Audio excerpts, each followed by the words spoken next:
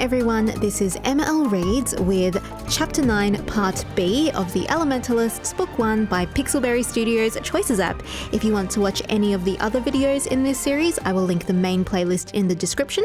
And for everyone else, let's keep going with Chapter 9 Dark Secrets. Continue playing. Okay, so context. Eli and Shreya have snuck into Professor Kontos' office to steal some important potion ingredients and also to retrieve the essence that he had confiscated off of Eli. So they were just finishing up when they suddenly hear Professor Kontos coming back early. So now they have to look for a place to hide, and as they are looking for a place to hide, Shreya found Kontos' journal where he's written about the essence, and they need every single piece of information they can get. So this is a premium choice where the free choice is let's hide and just ignore the journal, I suppose. And the premium choice is let's grab those journal pages, and we're going to grab those journal pages. Item acquired. The pages from Professor Kontos' journal have been added to your desk. Cool. You rip the pages out of the journal, stuffing them into your book bag. Shreya snaps her fingers, and the next couple of pages crinkle before filling in with words. Shreya, come on! Shreya's good at this. Shreya grabs a hold of your wrist and pulls you into a massive pile of vines, burying you both in them, just as Professor Kontos steps back into the greenhouse. He walks over to his desk, picking up a whistle. When he glances around the room, his eyebrows knit together. Professor Kontos. He's suspicious. Suddenly, you feel something shift against your arm and realize the vines are moving. One curls around Shreya's ankle, tightening around it, while another opens pink flowers right under her nose. Shreya's eyes go wide, her mouth opening. Eli, I've got to keep Shreya quiet. I should cover her mouth. You cover her mouth with your hand, muffling the cough she lets out. The vine tightens even further on Shreya's leg, and Shreya lets out a quiet groan of pain. Shreya, ugh. You quickly press your foot against the vine, crushing it until it lets go of Shreya's leg. She shoots you a relieved look. Professor Kontos, what was that? Professor Kontos steps closer to the pile of vines you're buried in. You and Shreya hold perfectly still, not daring to breathe. Then he shakes his head and returns to his desk. He picks up his journal, tucking it under his arm. Eli, and then she's thinking this, I'm glad I grabbed those pages. Yeah, because then he would have just taken the journal.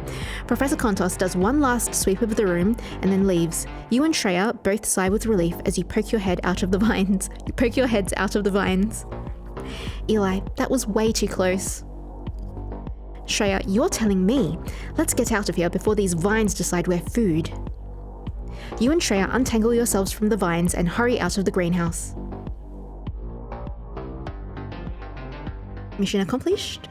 Shreya, well, what do those pages say? You pull the pages out of your bag and begin reading them aloud. Eli, and then she's reading out Kontos' journal. I believe this essence was used to create a being known as a shade. They are mere echoes of their true forms.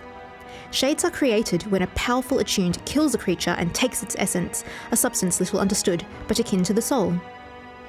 Shreya, this all sounds very bad. Eli, and then she's continuing to read, but one essence alone is not enough to create life. Blood magic must be used to fuse two essences together first. Ooh. With their essences fused together, blood magic can then be used to give them solid form. However, the process of removal and fusion corrupts the essences, so the creatures created no longer resemble their original form. It's kind of like in Fullmetal Alchemist when they do all the chimera stuff. Shreya, so these monsters you've been fighting have been made from other creatures? Eli, I guess that explains why they don't all look the same. Shreya, all of this is super illegal. You can go to prison forever for doing blood magic. Eli, and someone is doing it specifically to get to me. You continue on. Eli, and she's reading. These creatures are hollow, following any orders given to them by the attuned responsible for their creation. If blood magic is involved here, as I suspect it is, I worry about what the attuned intends and why they're targeting a student. You come to the end of the page and flip to the back, only to find it's completely blank. Eli, I guess that's all Kontos managed to learn. Still, that's more than we knew before. It finally feels like we're making progress. That wasn't so bad. We got all the ingredients in time for me to play in the rest of the game. Griffin just said I needed to be back before 2:30. Shreya, Eli, I hate to break it to you, but it's already 2:28, and we aren't getting all the way to the arena in 2 minutes. Shreya gestures to a clock on top of one of the buildings, which is nearly at 2:30. Eli, then I guess I won't be able to play. Shreya watches you for a moment and crosses her arms. Shreya, fine. I could give you my teleportation ring. It only has 1 charge left, but you'll go directly to the game. I've been holding onto it forever, but this feels like the right time to use it. Eli, are you sure? Shreya, yes, but you're gonna owe me big time. You think about Griffin wanting to have you by his side during the game. And then the tutorial is saying, use Shreya's teleportation ring to get back to the game in time to play the second half. So here we have another premium choice, and this one is, so the options are let's get to the game, which is the premium choice, and let's just stay here, which is the free choice. We're going to get to the game. Shreya hands you the ring and you slip it onto your finger. She taps the gem. Shreya, now just think about the place you want to go and jump. You picture the Thief Stadium in your mind and leap into the air. And land in the grass on the field. You rush up to your coach and check in with him before hurrying to meet up with your teammates who are huddled off to the side.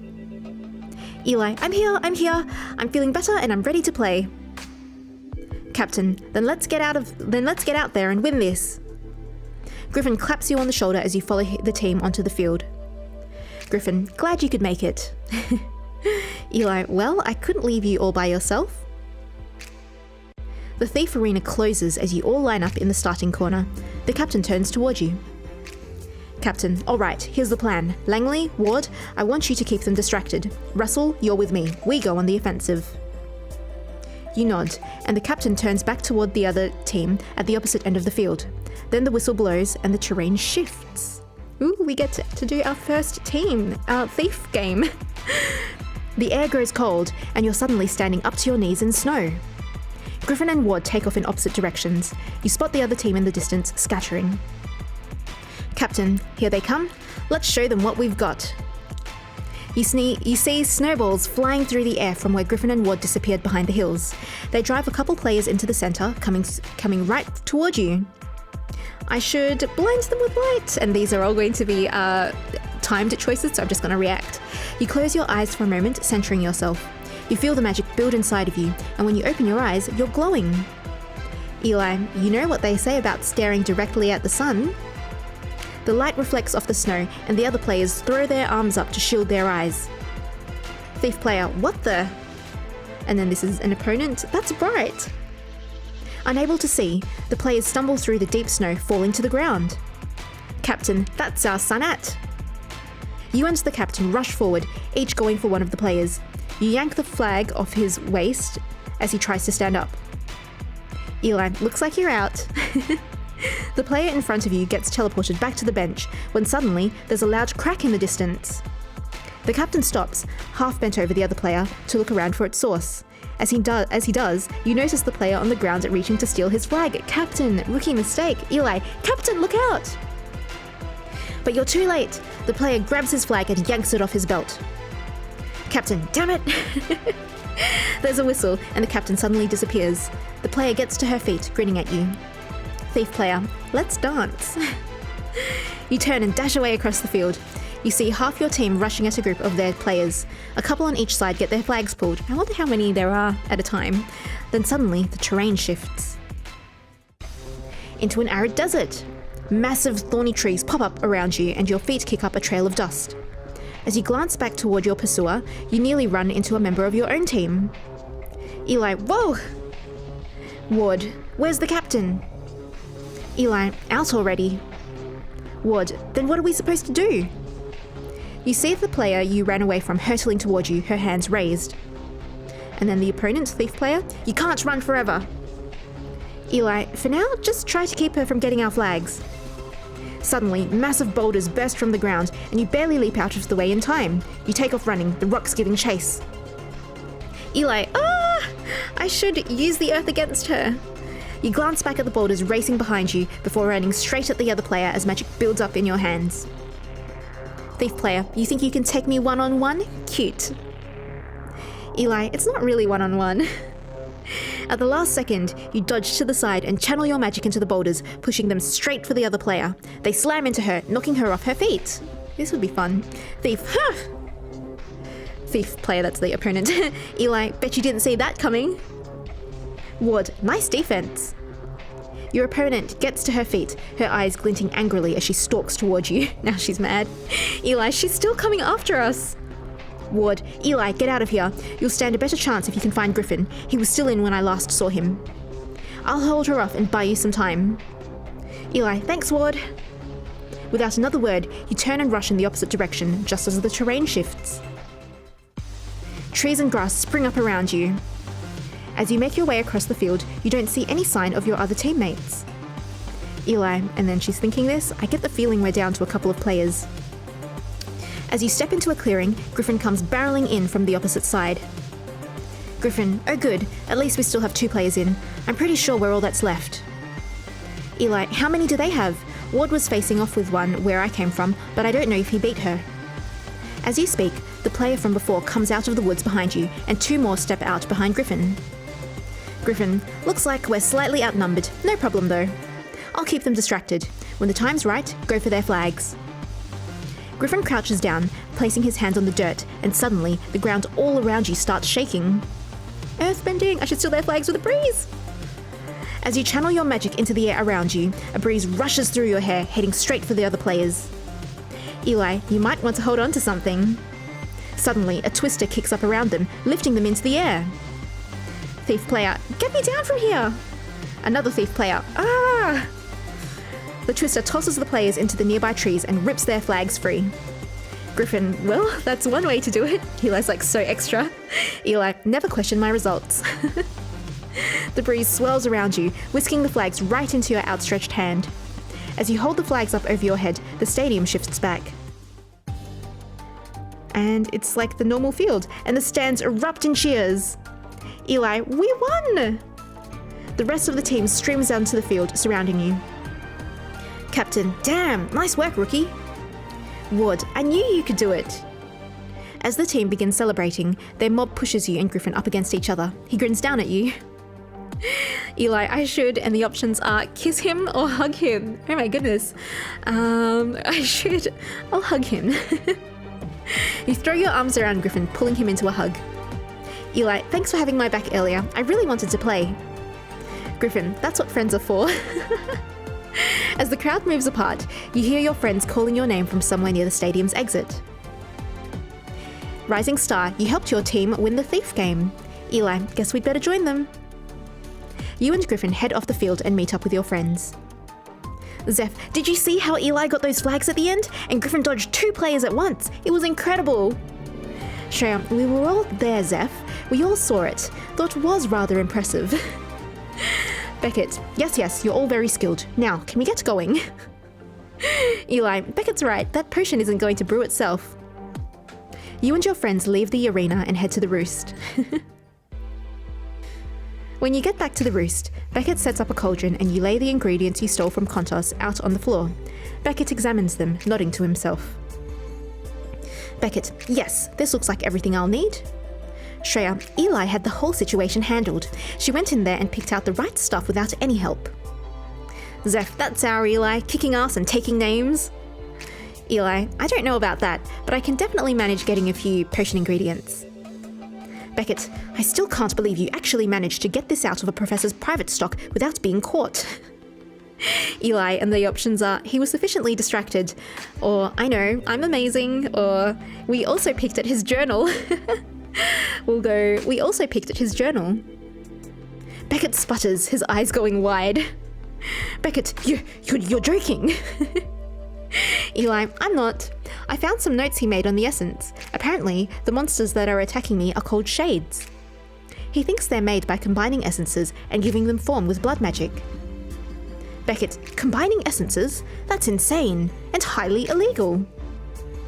Eli, Beckett, I don't think whoever's behind this is too worried about legality.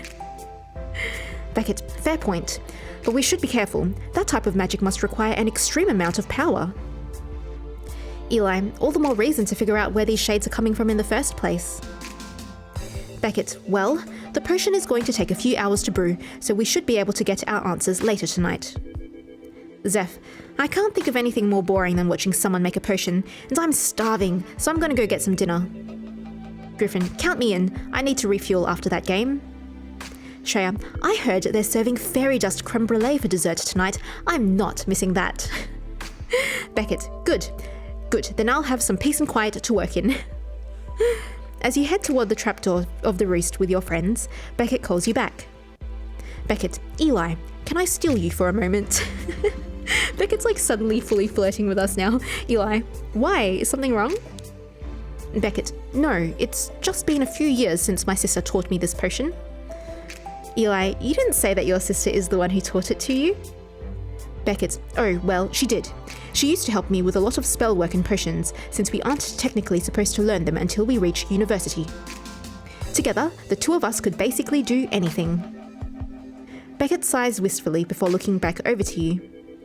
Beckett, anyway, I was thinking, it might be better to have more than one set of eyes on the potion since it's been so long, if you'd like to help me. Beckett clears his throat and offers you a smile. Beckett, I find your company most tolerable. Is he like Mr. Darcy or something? Tutorial.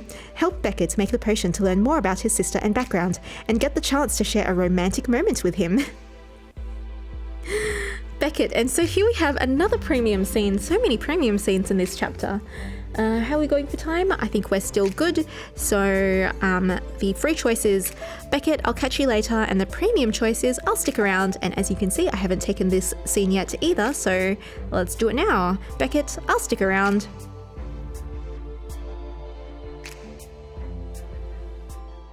You smile at Beckett before turning to call after your friends. Eli, bring us back some dinner so we don't starve, okay? Griffin, don't do anything stupid while we're gone. Beckett, why would we? Never mind. You walk over and join him on the floor by the cauldron.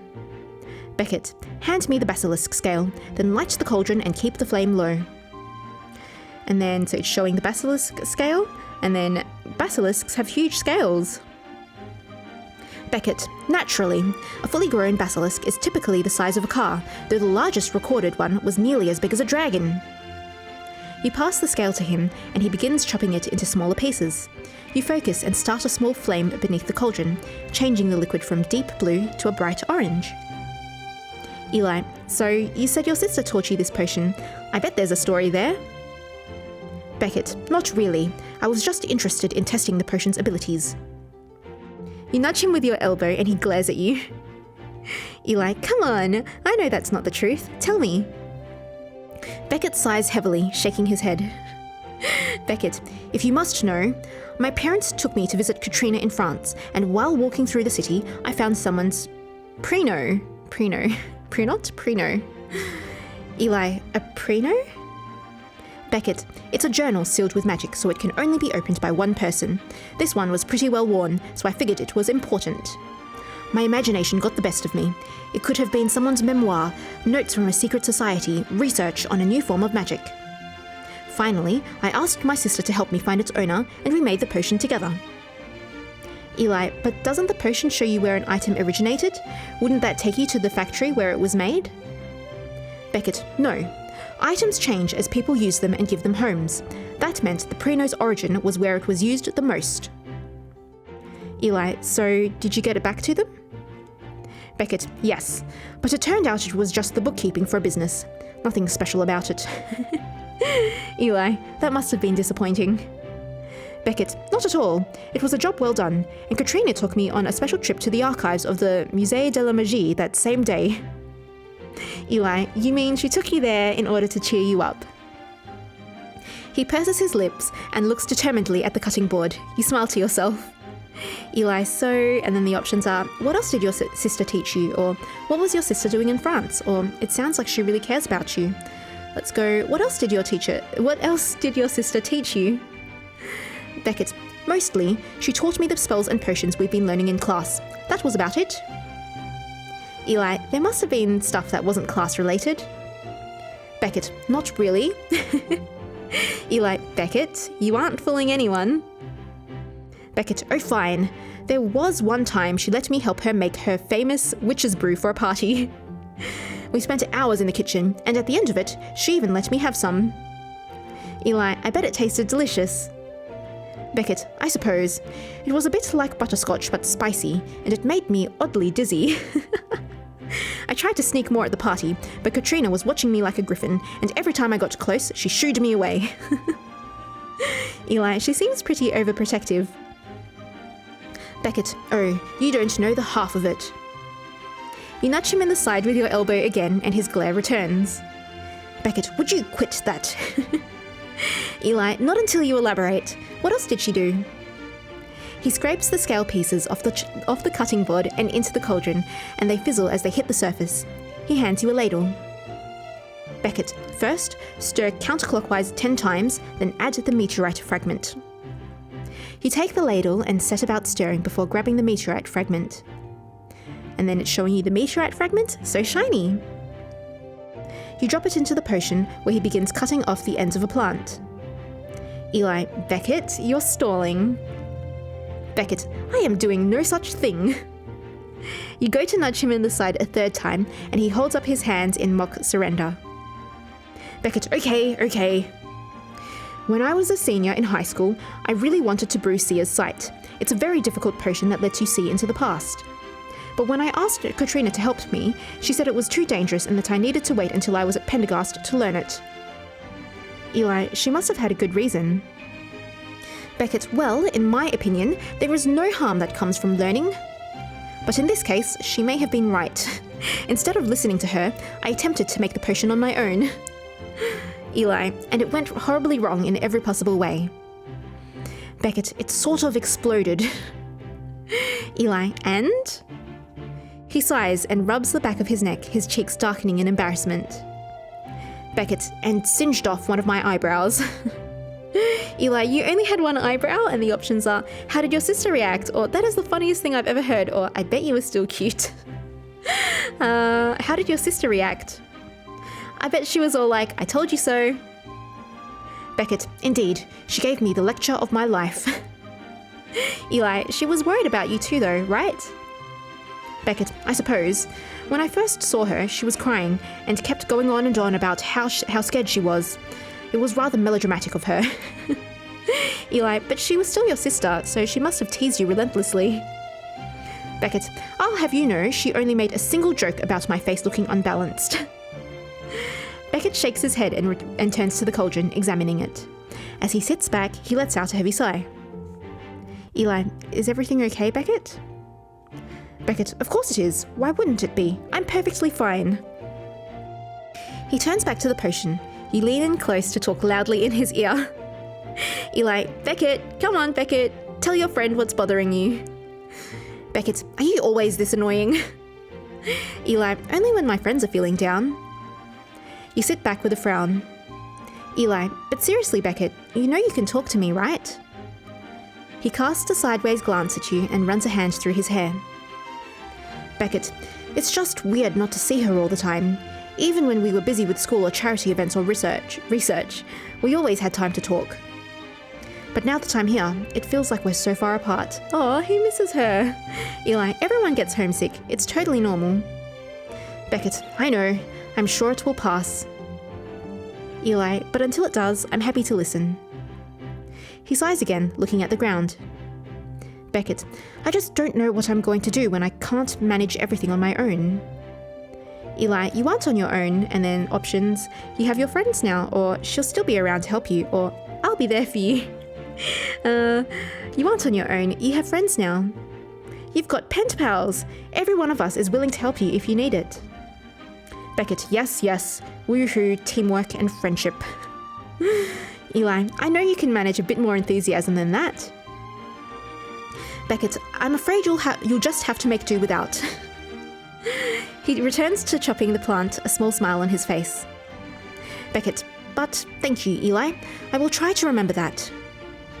He clears his throat and looks pointedly away. Beckett, right. Well then. Eli, I should, and then options are pat him on the back or hug him or kiss him. What is with like all the kissing options? I guess it would make sense if you've been like flirting with him a lot more. I'll pat him on the back. You reach over and pat him on the back. Beckett, what are you doing? Eli, showing you friendship and support. Beckett, why don't we get back to work instead? We just need to add the baby's breath. You and Beckett reach for the vial at the same time, your hands brushing softly against each other. His face flushes. Beckett, sorry, you can, go ahead. Just let it wash over the potion. And then it's showing you the bottle of baby's breath. I can't believe this is real breath. You take the vial and slowly open it above the cauldron. The smoke comes rushing out, swirling into the liquid and turning it a soft green. Beckett, perfect. That's precisely what it's supposed to do. In a few hours, it will be ready. This was actually much easier than I expected. Homebrew, you helped Beckett brew the potion. Eli, it's nice to have help, isn't it? Beckett, only when the help is capable. Eli, capable? From you, that's the highest of praise. Beckett, don't be ridiculous. You were merely competent. That's nothing to preen at. Eli, ooh, now I'm merely competent. You're just dealing out the compliments today. He huffs, but a smile plays at the edges of his lips. He quickly extinguishes it. Beckett, whatever. You smile to yourself as the two of you continue to watch over the potion.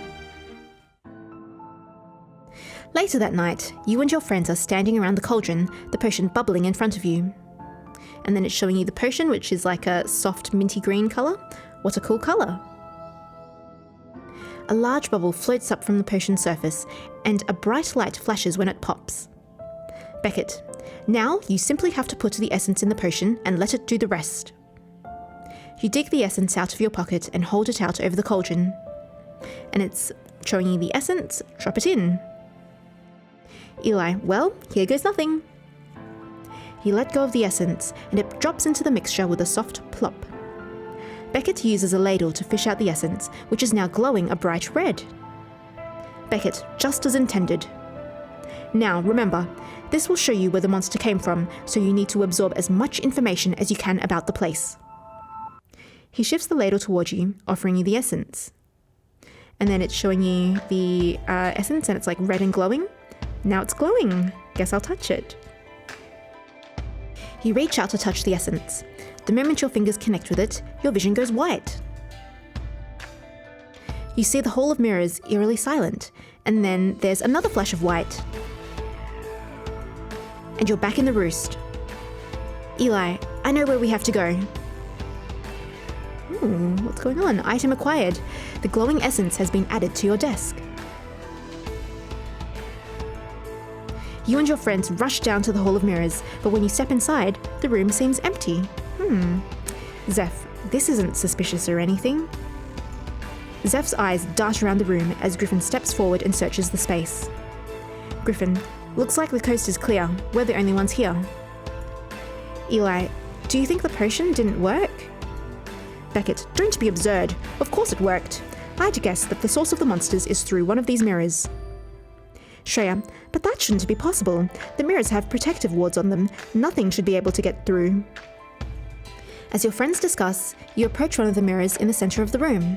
You examine your reflection and notice that it seems off. And it's your strange reflection again, and it's like looking worried. You reach out to touch the mirror. And you're touching the mirror, and it's like cracking. As the mirrors shatter, you feel yourself being pulled by an invisible force. You tumble forward straight through the mirror. Eli, When your vision clears, you find yourself in a dark space, glowing with a strange red light. Eli, where am I? And it's like the place where we were in our nightmare at the very, very start of the book. Shadow monster, roar. And that's it. Chapter 9 complete. Ooh.